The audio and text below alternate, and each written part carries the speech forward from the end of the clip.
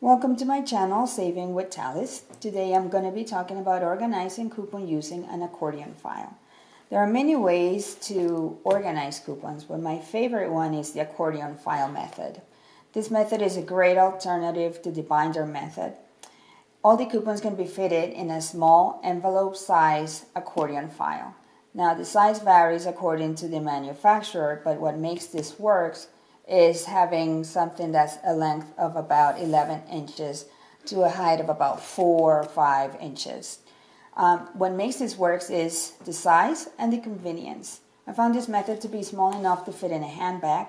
It fits well in the baby seat of a shopping cart, and it's also easy and lightweight to carry. So if you're considering this method, there are a few things that you first have to consider. Now, there are two kinds of accordion files. At first I bought this one, and as you can see, the one thing to consider is how it expands. This one only expands in the top, and so the bottom is fixed, and this is I found it not to be very efficient for me because it doesn't really allow for a lot of coupons. When you're looking inside, it's kind of hard to see, so I had to pull them all out to be able to see what was inside, and that was just uncomfortable. So I searched a little more and I found this one. This one expands not only in the top, but it also expands in the bottom. So it's easier to see like what coupons are inside, and not only that, but sometimes I have put so many things in here that it's actually bursting at the seams, but it never did. So I suggest that when you do look for one, look at how it expands. Now, the one thing to also consider is the material. These files come in different materials. You can find them in plastic, you can find them in leather, in faux leather, in manila or cardboard paper. But the one that works the best, and I suggest, is using something that is plastic.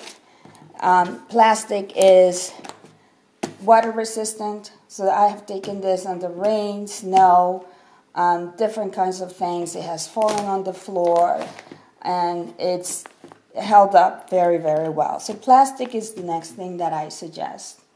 Now, the closure, above all, very important. You don't want your coupons falling all over the place because it doesn't hold up properly. So consider finding something that has an elastic to contain all the materials that are inside. This one has an elastic with a button closure.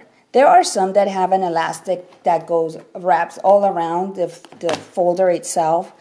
The one with the button closure is the one that I found more useful. I used to have one that had an elastic that wrapped all around it, and that was okay. But the one that I had a little pin in the end, and the pin would twist, and I found that sometimes my folder would swing open because the twist would spin around and then just come out of the hole. So looking for the type of closure is very important. This one with the button is one that I recommend because I've had this one for 3 years and I've never had an issue. One thing to consider is the number of tabs. This one has 13.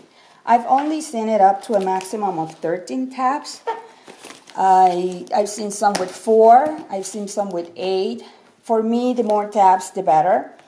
I like to file things alphabetically, and this one didn't really have enough tabs for me. So one of the things that I like about this method is that it's pretty customizable. What I did is I cut out cardstock paper to size, and then I stuck a little letter in there. And this way I was able to create additional tabs or sections for what I needed. This is pretty customizable because you can add as many as you want. So I no longer carry an additional binder or have an additional binder where I can store all my coupons. This has stretches as far as possible. As you can see, you can have it like this, and the elastic has held up pretty well. So this is one of the methods that you can consider. I like this one because it holds everything for me and it is easy to carry. It fits in my handbag, and it fits very well when I'm shopping. So thank you for watching.